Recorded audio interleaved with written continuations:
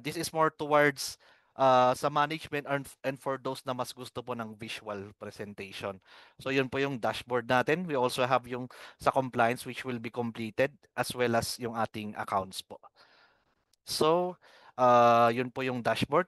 And of course, we have the next module is the business where we would create the day-to-day transaction and the fundamental details about our uh, suppliers, customers, related party, and non-related party. So dito sa contacts, this, we will actually put in detail yung kanilang information. Like for example, yung name, yung address, and yung kanilang TIN. So for Philippine purposes, um, the way to fill out yung ating contact is we remove yung mga invalid characters. This is for the purpose of the AT file processing and validation. So what are examples po ng ating invalid characters?